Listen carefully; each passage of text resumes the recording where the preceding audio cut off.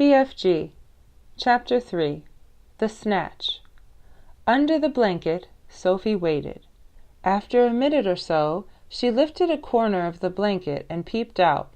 For the second time that night her blood froze to ice, and she wanted to scream, but no sound came out.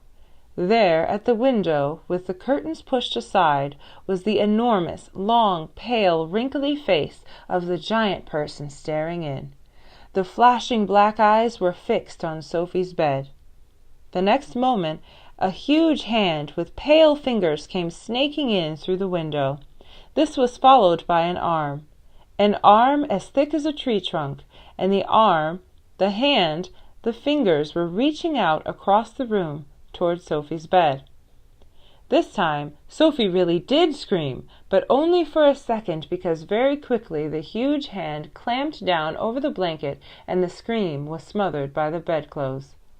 Sophie, crouching underneath the blanket, felt strong fingers grasping hold of her, and then she was lifted up from her bed, blanket and all, and whisked out of the window.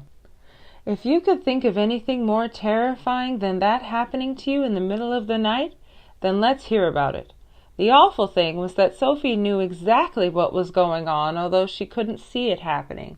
She knew that a monster, or giant, with an enormous, long, pale, wrinkly face and dangerous eyes had plucked her from her bed in the middle of the witching hour, and was now carrying her out through the window, smothered in a blanket.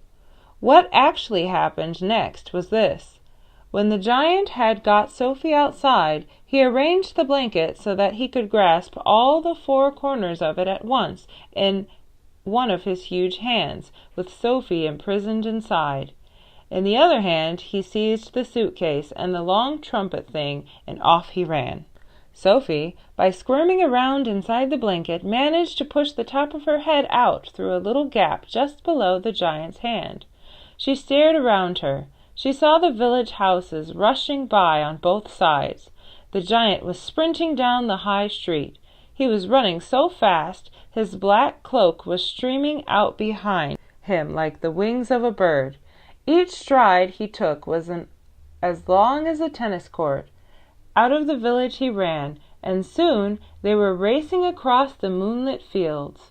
The hedges dividing the fields were no problem to the giant. He simply strode over them. A wide river appeared in his path. He crossed it in one flying stride. Sophie crouched in the blanket, peering out. She was being bumped against the giant's leg like a sack of potatoes. Over the field and hedges and rivers they went, and after a while a frightening thought came into Sophie's head. "The giant is running fast," she told herself, "because he is hungry and he wants to get home as quickly as possible. And then he'll have me for breakfast."